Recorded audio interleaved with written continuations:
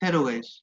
तो आज डेट है 9 जून 2020 और अब हम बात करेंगे क्लास थर्ड के बारे में। आज क्लास थर्ड है अपनी। मैंने कुछ लिंक्स ओपन करी हैं, ऐड करी है और कुछ साइट्स भी ओपन की हुई है, उनके बारे में हम बात करेंगे कुछ देर में। ठीक है। तो सबसे पहले हम बात कर लेते हैं। क्वेश्चन है हमारा, दो क्वेश्चन है जिनके आंसर मिलेंगे आपको और ये बहुत इंपॉर्टेंट क्वेश्चन है। अगर इनके आंसर अगर आपको नहीं पता होंगे तो हो सकता है आप ट्रीट ना कर पाओ अच्छे से। सबसे पहले क्वेश्चन है कि मार्केट में प्राइस जो है वो कैसे मूवमेंट करती है। प्राइस जो होती है ना वो कैसे मूव करती है, ये बहुत इंपॉर्टेंट क्वेश्चन है। तो प्राइस जो मूव करती है वो बहुत कुछ फैक्टर्स होते हैं, पर उनमें से जो मेन फैक्टर होते हैं जो कि किसी भी प्राइस, किसी भी स्टॉक के प्राइस को अप डाउन लेके जाने में पूरा पूरा काम करते हैं। ओके। तो उनके अंदर जो होते हैं, सबसे पहले हम चलते हैं। तो जो डिमांड और सप्लाई, आपको जो सब बताएंगे कि डिमांड और सप्लाई के ऊपर ही मार्केट काम करता है, पर ये पूरी तरह से सही नहीं है। यहाँ पर एक फियर और ग्रीड भी होता है, मतलब लालच भी होता है और डर भी होता है। डर और लालच किस तरीके से काम करता है वो हम आगे बात करूंगा आज की क्लास में। अब हम देख लेते हैं कोई भी एक, जैसे कि डॉक्टर रेड्डी लेबोरेटरी एक स्टॉक है, इसके बारे में बात करते हैं। तो इसका आप शेयर प्राइस देख सकते हो, अभी चल रहा है 4120, आज 152 रुपए बढ़ा है, मतलब कि 3.84% बढ़ा है कल की क्लोजिंग से। जो कल की क्लोजिंग थी, प्रीवियस क्लोज 3967.60, इससे जो ऊपर बढ़ा है ये बढ़ा है 152.40 पैसे। ओके। 152 रुपए 40 पैसे आप क्लोजिंग दी है इसने, और ये अपनी 52 वीक के हाई के पास में, और इसने जो अपना हाई है उसके नियर बाय ही क्लोजिंग दी है। ओके। मतलब कि इसके अंदर जो कैंडल्स बनी है वो बहुत अच्छी बनी होगी, बुलिश कैंडल्स होगी। अब हम चलते हैं यहाँ पर वापस हमारा जो नोट्स हैं उनके ऊपर। तो फियर और ग्रीड कैसे काम करता है। तो क्या होता है कि मैं यहाँ पर एक मानता हूँ। अब यहाँ पर एक हम लिखते हैं सेलर। ओके। एक बायर। ओके। और कोई भी स्टॉक है उसकी प्राइस से अभी चल रही है, हम चल मान लेते हैं 100। ओके। 100 चल रही है, फिक्स 100। अब सेलर को अगर सेल करना होगा तो वो 101 पर करेगा, और बायर को बाय करना है तो वो 99 पर करेगा, क्योंकि दोनों को लगता है कि ये प्राइस इसकी फेयर प्राइस होगी। ओके। इनकी फेयर प्राइस जो लगती है सबको, उसके ऊपर डिपेंड करता है कि उनको क्या लगता है क्या नहीं लगता है। ठीक है। ये चीज डिपेंड करती है। मैं इनको मिनट में कर देता हूँ कि, और बायर को लगता है कि उस ये प्राइस उसके लिए फेयर प्राइस है, यहाँ पर अगर वो बाय करेगा तो उसको लॉस नहीं होगा। सेलर को लगता है कि अगर इस प्राइस तक गया तो इसके ऊपर नहीं जाएगा तो मैं यहाँ पर सेल कर दूंगा। ठीक है, अपना प्रॉफिट बुक कर लूंगा। पर जब ये नॉन फियर करते हैं ना, बिना फियर के, without fear, without fear, without fear कौन करता है, सेलर जब विदाउट फियर सेल करता है तो वो सेल करता है 101 पर ही। और बायर जब विदाउट ग्रीड करता है, बिना ग्रीड के जब बाय करता है तो वो 99 पर ही बाय करता है। अगर प्राइस 100 है तो वो वेट करेगा कि 99 कब आए, और सेलर वेट करेगा कि 101 कब आए। ओके। तो ये जब विदाउट फियर होते हैं और विदाउट ग्रीड होते हैं ना, तो वो प्राइस का वेट करते हैं। पर अगर वहां पर ग्रीड एंड फियर आ जाए, मतलब कि अगर सेलर को आ चुका है फियर और बायर को आ चुका है ग्रीड, तो क्या होगा पता है, यहाँ पर काम करेगा मार्केट की जो प्राइस है वो, मतलब कि जो यहाँ पर, क्योंकि ज्यादातर है ना, ये वाला जो कॉन्सेप्ट होता है ना कि विदाउट ग्रीड एंड फियर, ये होता है स्मार्ट मनी के हाथ में। स्मार्ट मनी, ये वर्ड आपको मेरे मुंह से बहुत बार सुनने को मिलता है। स्मार्ट मनी किसको बोलते हैं, मैं इसकी डेफिनेशन आपको क्लियर कर देता हूँ। स्मार्ट मनी होती है, स्मार्ट मनी कौन, जैसे कि आप हम बोल सकते हैं कि जो सही प्राइस पर एंट्री लेता हो। ओके। और जो सही प्राइस पर एग्जिट करे, जो कि 90% या इससे भी ज्यादा टाइम प्रॉफिटेबल, जिनको 90% टाइम प्रॉफिट होता हो। ओके। वो होते हैं स्मार्ट मनी। इनको बहुत कम टाइम लॉस होता है और ये होते हैं, इनको स्मार्ट मनी इसलिए कहा जाता है कि ये सही जगह पर एंट्री और राइट एग्जिट ये करते हैं। अगर इनको पता है कि कोई स्टॉक 80 जाएगा और यहाँ पर इनको एंट्री लेना है तो ये वेट करेंगे 80 आने का। जब 80 आएगा तो ही ये बाय करेंगे। अगर 80 नहीं आया तो ये वेट करेंगे, चाहे इसके लिए इनको कितना भी वेट करना पड़े। हो सकता है 1 मंथ, 2 मंथ, 4 मंथ, 6 मंथ भी वेट करते हैं। और मुझे जहाँ तक याद है कुछ मंथ पहले जो मैंने एक रिसर्च करी थी और कुछ न्यूज़ रिपोर्ट्स भी आई थी कि वहाँ पर जो रिलायंस इंडस्ट्री है, आप सब जानते होंगे, रिलायंस इंडस्ट्री जियो वाली, ओके, मुकेश अंबानी वाली, उसका जो प्राइस था वो 900 के समथिंग, उसके लिए सही प्राइस था बाइंग के लिए। हम देख लेते हैं उसका 52 वीक क्या बना था अभी लो, क्योंकि मुझे याद नहीं आ रहा है मैंने जो इसका डिसाइड किया था और देखा था। 52 वीक 867, ओके। और जो प्राइस इसमें डिसाइड करी थी मैंने, वो डिसाइड करी थी समथिंग 900 के समथिंग, के 900 के बिलो जब ये आएगा तो ही इसमें बाइंग करना होगी। इसके लिए समथिंग 18 मंथ का वेट किया गया है।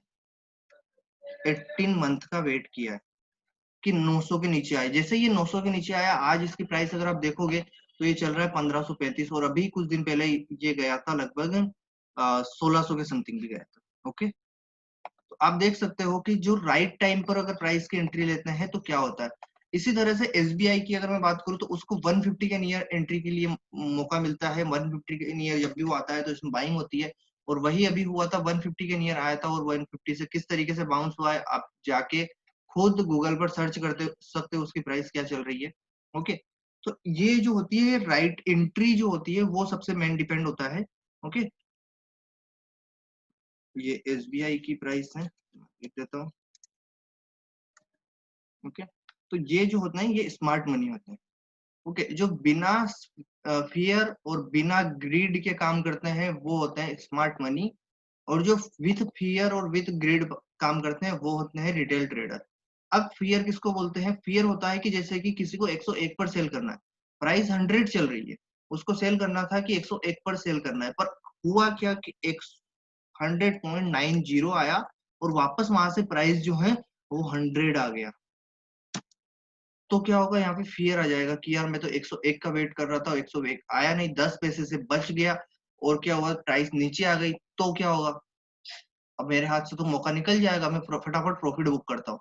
तो अगर वो 100 की जगह अगर उसको सेल 99.5 में भी करना पड़ा तो वो कर लेगा, वो करेगा, चाहे उसको प्रॉफिट है। वो प्रॉफिट जो है, अगर उसने 90 से बाय किया था और उसका प्रॉफिट 101 पर लगभग 12 से 13% का उसको प्रॉफिट हो रहा था, तो वो 99 पर भी 10% के 99 पर प्रॉफिट बुक करेगा और वो 10% का प्रॉफिट लेके एग्जिट हो जाएगा। पर जबकि उसको होना कितना प्रॉफिट चाहिए था, समथिंग 13%। तो ऐसा क्यों हुआ? क्योंकि उसको फियर आया। हो सकता है कि अगर कोई स्मार्ट मनी होते हैं तो वो फिक्स प्राइस का तो वेट करते हैं, पर ऐसा नहीं कि फिक्स प्राइस पर ही सेल करते हैं, फिक्स प्राइस पर ही बाय करते हैं। वो उस प्राइस के नियर जैसे ही आना शुरू होता है वो सेलिंग स्टार्ट कर देते हैं, और जैसे ही उस प्राइस के नियर आता है वो बाइंग स्टार्ट कर देते हैं, ओके। अभी इसी तरीके से ग्रिड में क्या होता है, ग्रिड में ये होता है कि कोई भी स्टॉक है, अब उनको किसी को बाय करना है 99 पर, ओके। पर हुआ क्या है कि 99 की जगह 99.05 आया और वापस प्राइस अपमूव स्टार्ट कर दी, अपमूव में 100 तक चला गया, और उसको बस इसको बाय करना है कि वो मिस नहीं करना चाहता है कि 99 पर ही मुझे बाय करना था, पर वो हुआ है कि पैसे प्राइस रुक गई, और हुआ ये कि उसको बाय करना है, उसके हाथ से मिस ना हो जाए। इसको बोलते हैं FOMO, fear of missing out, fear of missing out, ये दोनों के लिए होता है। सॉरी, मैंने फियर की स्पेलिंग कर दी थी, fear of missing out, okay. Fear of missing out किस तरीके से काम करता है, जैसे कि इसको फियर था कि इसकी प्राइस मिस हो रही है, इसकी प्राइस मिस ना हो जाए, सेलिंग की प्राइस, इसकी सेलिंग की प्राइस मिस हो गई, फियर था इसको। और इसको फियर था किसका, कि इसकी जो बाइंग की प्राइस थी वो मिस ना हो जाए, तो अब इसको क्या 99 पर ही इसको बाय करना था, पर ये थोड़ा सा चुक गया और इसको बाइंग मिली नहीं, और अब इसको 100 चल रहा है तो ये 100 पर भी बाय करना चाहेगा। अगर वो 100 की जगह 101 भी आ जाएगा तो भी ये बाय करेगा। पर होता क्या है, अब इसको अगर 99 पर बाय करना था और इसको जो सेल करना था वो एक 120 पर करना था, या हम बोलते थे 100 पर करना था, ठीक है? तो इसको समथिंग जो प्रॉफिट होता वो ऑलमोस्ट 11% के समथिंग होता, ओके? पर अब इसने कहाँ पर एंट्री ले ली, 101 पर एंट्री ले ली, और इसको प्रॉफिट तो बुक करना है 110 पर, 110 पर इसको प्रॉफिट बुक करना है। तो जो इसको अब प्रॉफिट होगा वो समथिंग 9% होगा, 9% के समथिंग होगा। तो जो ये 2% लॉस हुआ वो किस बात का? यहाँ पर भी लगभग 3% का उसको नुकसान हुआ, क्योंकि उसको फियर ग्रीड के चक्कर में। पर अब यहाँ पर होता क्या है कि जब 99 मतलब इसको जब ये था कि सेलर को कि 101 आएगा, तो वो 101 आता है। पर कब आता है 101? वो मैं बताता हूँ। वो 101 आता है कुछ टाइम बाद। अब मैं इसको थोड़ा सा हटा देता हूँ, ओके? वो आता है उसी दिन आता है प्राइस, या उसके नेक्स्ट डे आता है, और वो 101 तो छोड़ो 102 भी जाता है, 102 भी जाता है। और सेम थिंग होती है ग्रिड के अंदर, इनको 99 पर बाय करना था पर 98 भी आता है, 98 भी आता है। जो भी आपको, अगर आपको सही प्राइस पता है कि इस प्राइस पर आएगा तो ही आपको एंट्री लेना है। अब मैं मेरे जो कुछ ट्रेड होते हैं उनके बारे में बताता हूँ मैं, जो कि एक्टिव ट्रेड होते हैं, जिनमें या तो मैं प्रॉफिट बुक कर चुका होता हूँ या चल रहे होते हैं। ये शीट होती है, इस पर मैंने लिखा हुआ है। इसके अंदर मेरा एक्टिव ट्रेड है अशोक लेलैंड, ओके? अशोक लेलैंड। नाउ अब इसकी अगर आप प्राइस पर जाएंगे, तो मैं आपको लाइव एग्जांपल इसलिए बता रहा हूँ ताकि आपको पता रहे। सॉरी, मैं इसकी, क्योंकि ये ट्रेड अभी मेरा कंटिन्यू है, तो इसकी जगह मैं एसबीआई की बात करना चाहूंगा, ओके? एसबीआई की, क्योंकि इसके अंदर जो मेरी एंट्री थी वो थी 180 पर, सॉरी 180 नहीं, 150 पर। मैंने जब इसको बाय करना था मुझे, तो 150 पर करना था मुझे। मेरा जो डिसाइडेड लेवल था कि 150 जब भी आएगा मैं इसको बाय करूंगा, ओके? मैंने 151 आया, 151 आया और इसके अंदर बाइंग स्टार्ट कर दी थी। और मेरा ये था कि 150 तक मैं बाय कर लूंगा अपने सारे शेयर, जो भी बाय करना है मुझे, जो भी क्वांटिटी बाय करना है वो बाय कर लूंगा और रख दूंगा, ठीक है? पर मैंने क्या किया, 151 से स्टार्ट किया और 150 तक इसको बाय कर लिया। हुआ क्या, अब ये खुद आप प्राइस देख सकते हो यहाँ पर। ये इसका 52 वीक जो कि अभी कुछ दिन पहले ही बना था, और ये बना था 149.45 का। तो मेरा 150 का प्राइस था, मैंने बाइंग स्टार्ट कर दी थी 151 से, क्योंकि मुझे पता है कि किस तरीके से कब बाइंग करना है, कहाँ पर बाइंग करना है, ओके? तो इसलिए, और ये 149.45 का आया, 149.45 का टारगेट था मेरा। इसमें टारगेट जो था वो 200 का था कि ये 200 तक ही जाएगा, पर मुझे 195 से लेकर 200 के बीच में प्रॉफिट बुक करना है। इसका जो हाई बनता है वो बनता है 197, 197 का इसमें हाई बनता है। मैं यहाँ पर अपना प्रॉफिट बुक करके एग्जिट हो जाता हूँ, क्योंकि मुझे यहाँ पर कोई जरूरत नहीं है कि 200 आए, और ना ही मुझे कोई, क्योंकि मेरा टारगेट जो ओरिजिनल टारगेट होता है हमेशा, जो मेन जो मैं बताता हूँ टारगेट सबको, और जो दिखता है चार्ट पर, उससे थोड़ा सा नीचे होता है। कि अगर मेरा टारगेट 200 का है तो मैं 195 या 190 का टारगेट रखूंगा। 190 टू 195 का टारगेट इसलिए रखूंगा ताकि अगर ये 200 आता है और अगर मैं स्टार्ट भी करता हूँ सेलिंग, और ये स्पाइक देके टच एंड गो हो जाता है, तो भी मैं एग्जिट कर पाऊंगा अपनी प्राइस, ओके? अपना जो शेयर है वो एग्जिट कर पाऊंगा। तो ये जो होती है, ये फियर एंड ग्रीड होते हैं, ये बहुत काम करते हैं मार्केट के अंदर, और इन्हीं के ऊपर डिपेंड करता है। अब क्या हुआ कि यहाँ पर इस बंदे को फियर था कि इसकी प्राइस मिस हो गई, इसको सेल करना था, तो इसने जो भी प्राइस मिली इसको सेल कर दिया। और हुआ ये कि वापस ही 99.5 था, तो इसकी वजह से प्राइस और नीचे चली गई, क्योंकि इसको बहुत ज्यादा प्रेशर के साथ सेलिंग आती है जब बहुत सारी क्वांटिटी आती है सेलिंग के लिए। अब यहाँ पर नॉर्मली अगर किसी के अंदर 100 क्वांटिटी पर ट्रेड हो रही है, मतलब पर एक सेकंड, हर सेकंड एक 100 क्वांटिटी ट्रेड हो रही है, पर अचानक से 2000 क्वांटिटी ट्रेड आ जाए, तो क्या होता है कि जो बायर होते हैं वो इतने ज्यादा एक्टिव नहीं होते, तो अचानक से प्राइस गिरती है, ओके? तो ये चीजें होती है। तो यहाँ पर बायर और सेलर का जो होता है वो काम होता है। ओके, ये 15 मिनट हो चुके हैं वीडियो में, पर मैं थोड़ा सा और बढ़ाऊंगा इसको, ज्यादा कुछ नहीं है। अब हमको कि how many things work in market when we trade और इन्वेस्ट, ठीक है, क्योंकि ट्रेडिंग और इन्वेस्टमेंट दोनों होते हैं काम। अब हम सीखेंगे दोनों, ठीक है, हम ट्रेडिंग भी सीखेंगे, इन्वेस्टमेंट भी सीखेंगे, पर इनमें जो काम होता है वो किन किन चीजों पर डिपेंड करता है, वो करता है chart, data point, delivery percentage, volume, option chain, future data, future price, etcetera. Okay, ये किसके लिए, ये ट्रेड के लिए होता है। और इन्वेस्टमेंट के लिए chart, data, delivery percentage, P ratio, EPS, profit loss, valuation, company performance, बहुत सारी चीजें देखना होती है। ओके, इसके लिए बैलेंस शीट देखना होती है, और इस तरीके से काम चलता है। ओके, अब हम क्या क्या सीखेंगे, हम सारी चीजें सीखेंगे। और अब मैं एक छोटी सी चीज और बता देता हूँ कि ये जो सारे डेटा पॉइंट्स हैं हमको कहाँ मिलेंगे। चार्ट जो है वो हमको मिलेगा investing.com पर।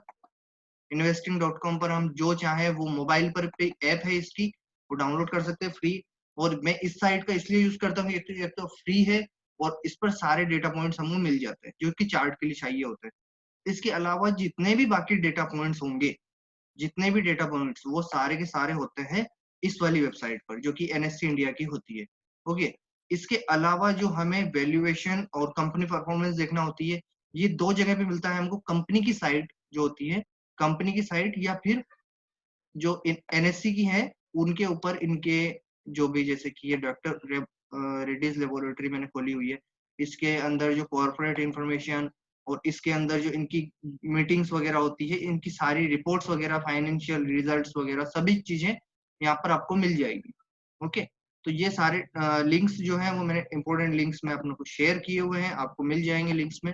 ठीक है, तो ये थी आज की क्लास। अगर आपको कोई भी क्वेश्चन आप कमेंट बॉक्स में पूछें, मैं इसका नेक्स्ट क्लास में तो जवाब दूंगा ही। और अगर आपको बहुत सारे क्वेश्चन होंगे तो वो मैं संडे वाली की जो एक स्पेशल वीडियो होती है रात को 10 बजे, उसके अंदर मैं दे दूंगा जवाब। तो thank you so much guys. Please channel को लाइक शेयर, वीडियो को लाइक कर जरूर करना, शेयर जरूर करना, और चैनल को सब्सक्राइब जरूर करना, क्योंकि बहुत कम है ऐसे जिन्होंने सब्सक्राइब किया हुआ है, केवल बस वो वीडियोस देख रहे हैं पर सब्सक्राइब नहीं किया हुआ है, ताकि आपको नोटिफिकेशन मिलता रहे daily. Okay, thank you so much guys.